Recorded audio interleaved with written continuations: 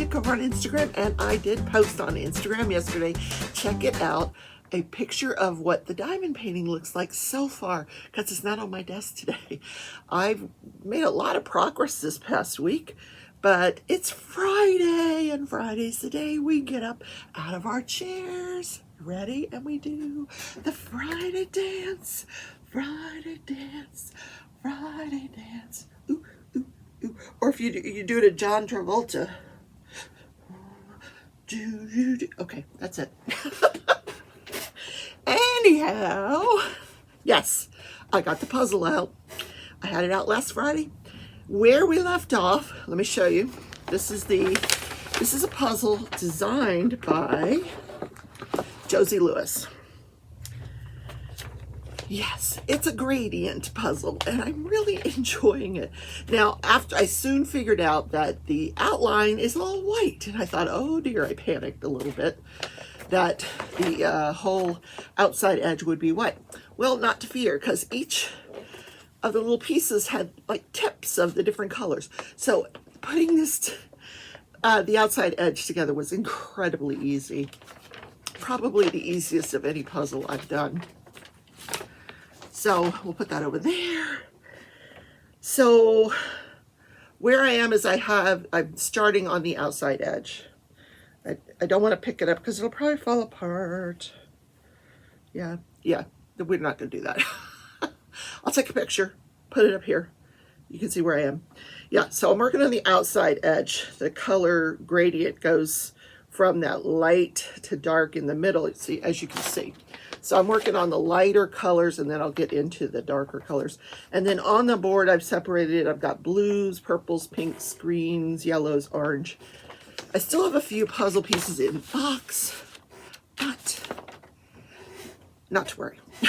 Those will get separated out. But we're here for the trials. Okay, I am not so sure that this Mark Jensen trial will be over today.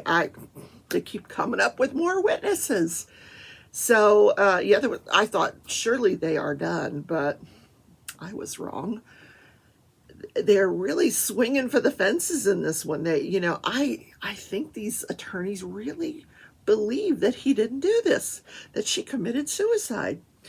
Yesterday, they put on the stand, and don't worry, we're going to get to the Murdoch case. Don't turn the station. Yeah, whoa, uh-oh, my big fat BFD. No. Okay, anyway, we'll get to Alex Murdoch. So, yesterday, the defense in the Mark Jensen case. Now, Mark Jensen is on trial for poisoning his wife with antifreeze and then turning her over to her stomach when she was basically out of it because he'd over-medicated her with Ambien and Benadryl and Librium and what else? The antifreeze. He rolls her over to her stomach and sits on her back because she wasn't dying fast enough. He wanted her to be dead before the boys got home from school, but he is claiming that she rolled herself over and smothered herself in the pillow. That testimony's coming today. They're going to put an expert on that says she rolled over herself and now how you can smother yourself, I don't know. What? Okay, we'll see. But yesterday, the defense put on an expert, an emergency room physician. And I thought, what in the world? Why do we need to hear from her? But she's board certified in emergency medicine, but she's also board certified in toxicology. Now, not a lot of ER physicians go beyond ER medicine to go on to subspecialties. She likened it to cardiology. You could do an internship in cardiology, but then you want to specialize in interventional cardiology. Well, this is sort of a subspecialty of emergency medicine. Okay. So, but really, really knowledgeable about ethylene glycol, antifreeze. So she spent the better part of the morning, with her whiteboard, and she's teaching the jury about the stages of ethylene glycol and how here's what they wanted her to say and why she was on the stand. She was on the stand to try to get through to the jury that this could have just been one dose of ethylene glycol that this woman took herself to commit suicide. It did not have to be multiple doses, because you can be in more than one stage of the ethylene glycol poisoning at the same time. Okay. Because she said the amounts of ethylene glycol they found in her stomach were negligible. Negligible. She says, and the amount they found in her blood was negligible. She says, in the emergency room, we would have looked at that and probably not even treated it. And there is a treatment for ethylene glycol poisoning, but it had already reached her kidney. So she was, this woman's opinion was that she was in the late second stages of this disease, but she still had some evidence that it was in her stomach, and still had evidence that it was in her blood, and that she was acidotic. So basically you could have evidence of all three stages. But her opinion was that the cause of death for Julie Jensen was ethylene glycol poisoning. But she said the manner of death should not have been homicide. It should have been undetermined. There's no way you can tell if someone gave her the dose or if she committed suicide. You just can't tell. And she just left out the whole asphyxiation thing. She just didn't even go there. No, I'm not a medical examiner, But she said a lot of the evidence that the medical examiner saw is something you might see in any dead body. Oh, okay. But I want you to know that this prosecutor had her on the stand, cross-examining her all day long. First, he tried to warm up to her by, oh, you're so qualified. I've never seen anybody as qualified. You are the most qualified expert witness I have ever seen in my 30 years. And your parents must be so proud of you. Seriously, that's what he said. And it really just caught her off guard, I think. I think he was just trying to disarm her. And he asked if he could get up and he could write on the whiteboard. And by the end of the day, he was writing all over the whiteboard. And he just challenged a lot of what she was saying. Not that she was wrong, but that she, she had to admit later on that it could have been multiple doses too. It could have been. You can't rule that out either. Okay. And then later on, what happened later on? They showed, I'm trying to think because I didn't write it down. They showed a video of some sort. Oh, I know what it was. This large black inmate, good looking guy. And he testified that Mark Jensen didn't spend much time talking to anybody while he was an inmate. But then on cross-examination, it was brought out that, I don't know why the defense would even show the video.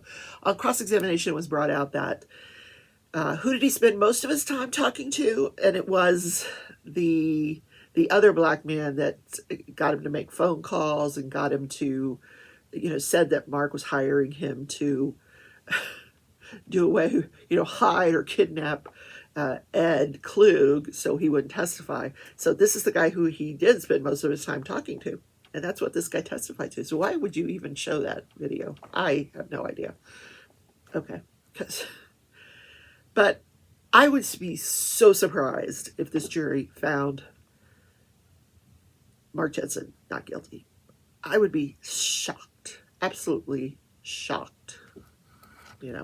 And the defense spent all their time, a lot of their time going over, same thing with the doctor with this, that he did the day before, but with this expert witness. Did you know that he didn't go to work that day?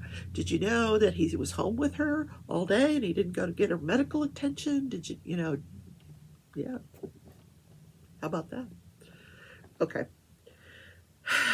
Let's do this puzzle, shall we? Okay, where does this go? Yes, I'm going to get to the Murdoch case. Boy, you guys are impatient. Okay. Alex Murdoch, day 2. It's actually day 4 because the first 2 days they were picking the jury. So it's actually day 4 of the trial, day 2 of the testimony. The first person we hear from is the initial responding officer. This is the road patrol sergeant at the time. He's now a detective. But at the time, he was the road patrol sergeant. Where does this go? Nope. Nope. Nope. What? It doesn't go any of those places? What? It must go on the side somewhere. Okay, we'll just, oh, it goes right there. There we go. We got a piece in. 2 pieces today. Anyway. So he gets the call from the 911 operator. And later on, we're going to hear from the 911 operators. And we hear from 2 because when the call first came in, it went to a different county because of he was calling on a cell phone. It was routed to a different 911 operator than the Colleton County where Moselle property is. So she had to reroute his call to the proper 911 response, which was the Colleton County 911. So they transfer his call to the Colleton County. So the initial call is very brief, and that's the one where you hear him crying, "Oh, my wife died, and my wife is here, and she's shot badly. My wife and son, they're shot badly." And then you'll hear a lengthier 911 call when it gets to the Colleton County operator, and we'll talk about that in a little bit. But this responding officer, he gets dispatched to go to this Moselle property, gets the Moselle address. It takes him, bless his heart, 20 minutes to find it because he said it was pitch dark. There's no lights out there. I initially passed the road that would go to the property and had to backtrack. And the operator, I believe, stayed on the phone with him that entire time, stayed on the phone with Alex Murdoch. And she's like, "I understand you're upset. You need to calm down. Are they breathing?" We'll get to that.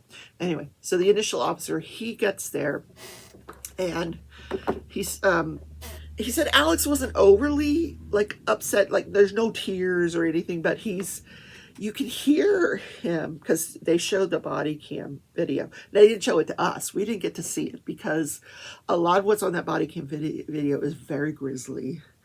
They even covered it up so the people in the courtroom couldn't see it. The jury got to see it. And that's about it, the jury.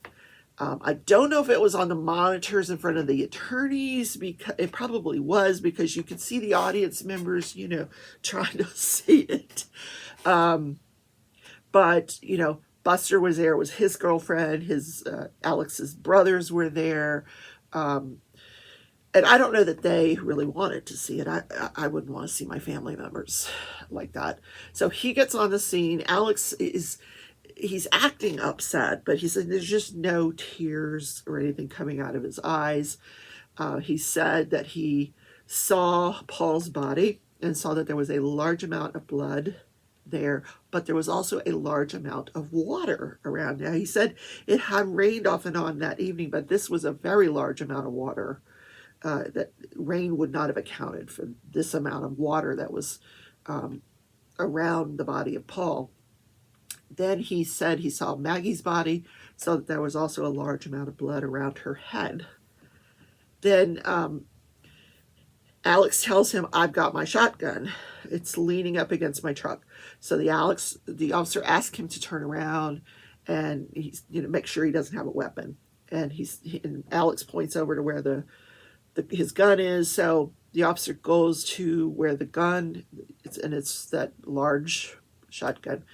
Apparently what had happened was Alex, when he found the bodies, he drives back to the house because the kennels are separated a little. They're kind of close, but this is 1,700 acres, this property. So he drives back to the house, gets his shotgun, and then goes back to where the bodies are and calls 911.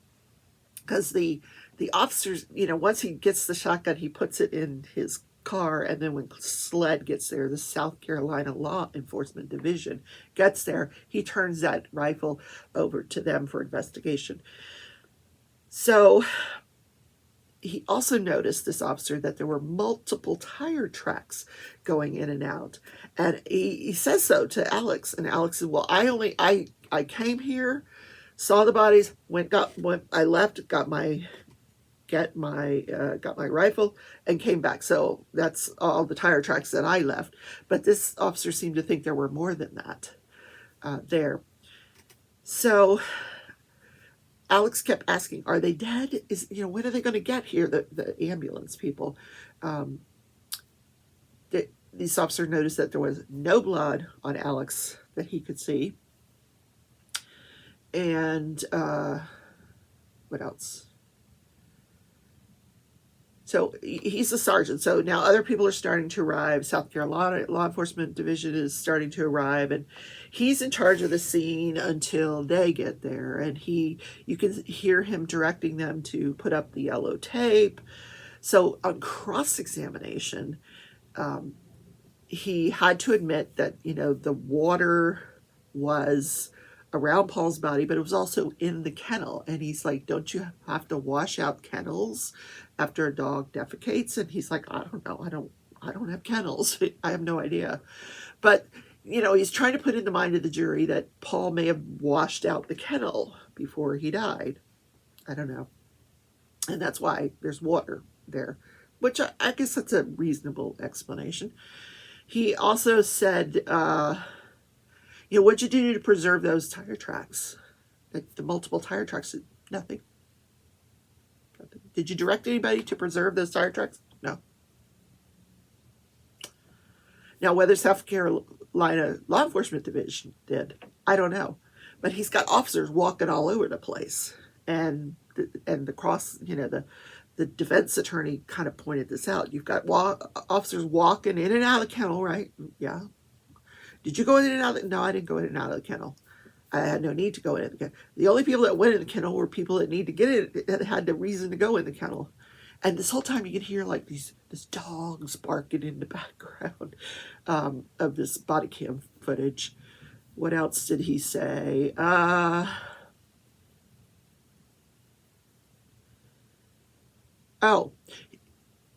Right away when the officer gets there, Alex offers, he's like, is there anybody that, I don't even know if he asked him, what do you think happened? But he says, oh, it's a long story. There's been, ever since my son got into this boat crash, he's had threats on his life, and people been punching him. And he says, I knew that they had, what did he say? I knew that they had been down there before I left to go to my mom. Oh, this is one of the things he said during this body cam footage. He told one of the people, he says, I knew that they were down there before I went to my mom's house.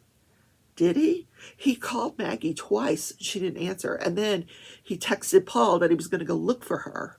But he didn't go to the kennels. So did he know that they were there before he left to go to his mom's house? He said he did.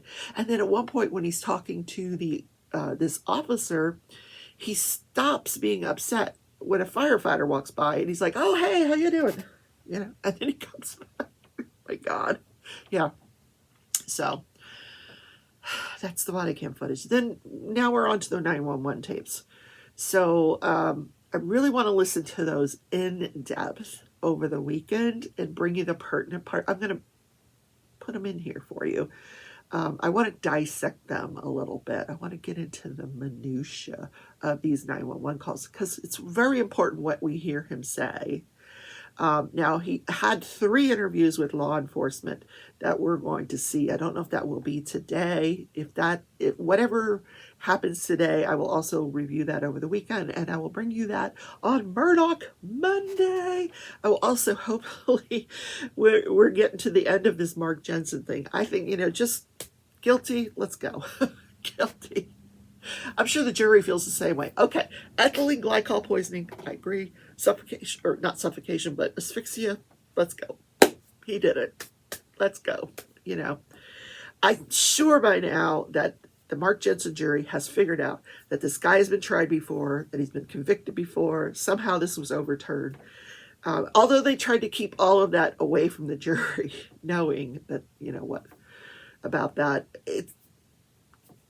it's slipped a few times. You know, they've talked about testimony at your prior testimony at the first trial, your prior testimony at the hearing in 2007, 20 years ago, you know. So I know I don't do math. I don't do math very well. So let's start with the calendar. Don't forget Sunday. If you come to my live on Sunday, we're going to do the true crime quiz. So come prepared. We're going to match the killer with the state that they terrorized. I've got 10 questions to ask you. These are the answers. Don't look. Don't look. Okay, it's Friday, January 27th. The doctor's appointment that I thought I had on Monday is today. Yeah. I think I told you guys the story. I was walking out the door. I had the little card, and I'm getting ready to put it into my GPS so I can get there. And I see that it's Friday. Great. All right. I gotta go to the mailbox too. I've made a few more eBay sales. I did some more listing on there too, so you guys check that out. And I finally got my first social security check. You. Yes. Now I just got to make it last for the month. I'm budgeting very carefully. Yes. Pay the bills, and that's it. So, Beth Doe, in December 1976, some children were checking animal traps, animal traps along Lehigh River in Pennsylvania when they came upon several suitcases containing human remains. Oh, that's horrible. A young woman between the ages of 15 and 25 had been murdered, dismembered, and distributed among the suitcases, which were then thrown off a nearby highway overpass.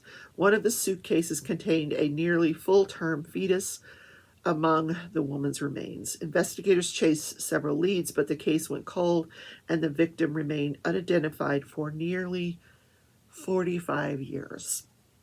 In April of 2021, investigators informed the family of Evelyn Colon that the remains in the suitcase belonged to the Queens, New York native who was 15 years old at the time of her murder. In 2017, Colin's nephew had uploaded his DNA to an ancestry site and kept his profile open in the hope that it would lead to further information about his long missing aunt, which is exactly what happened. Shortly after Colin was identified, Louis Sierra, who had been Colin's live-in boyfriend at the time of her death, was arrested for her murder. Now, wait a minute. The nephew uploads his DNA to see if they can find her.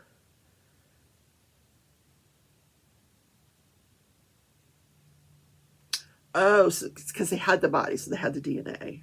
And it through the ancestry thing, it came back. Oh, wow. So that's how they were able to identify her. Isn't that cool? Not the result he had been hoping for, but, you know, now the family has some peace. And, well, I don't know how peaceful I would be with knowing that a family member had been dismembered and put in suitcases and thrown off a bridge. But somebody was arrested. Now, why does a 15-year-old have a live-in boyfriend? What? Okay. Yeah. All right. No judgment. No judgment.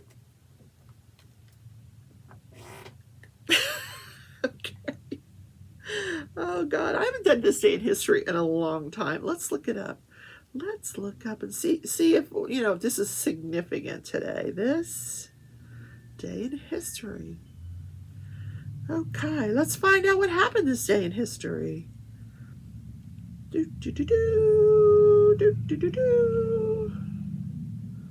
What else? Okay.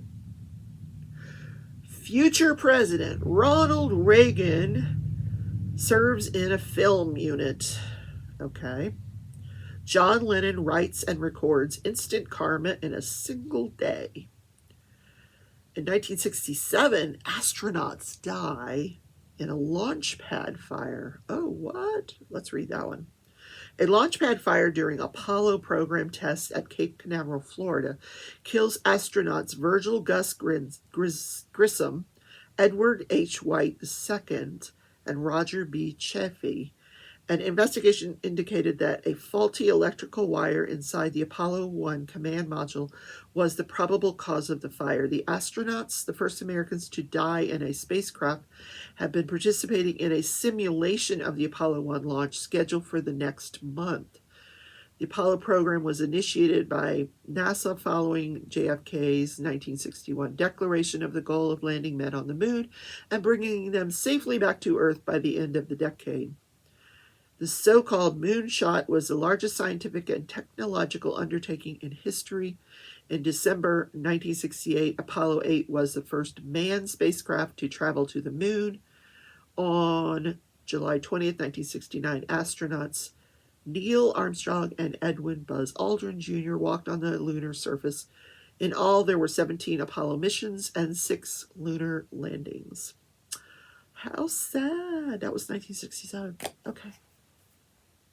Alrighty. So, guys, I hope to see you Sunday. I might do a Saturday edition tomorrow. Yeah, we'll see. We'll see. We'll see. There's a lot to cover. Don't forget, Monday starts the trial of Sarah Boone, you guys. I'm going to be covering 3 trials because Sarah Boone's trial is going to be so interesting. She puts her boyfriend in a suitcase and he dies in the suitcase. And she films it on her cell phone. Yeah. Yep. That's going to be open shut, right? Open shut.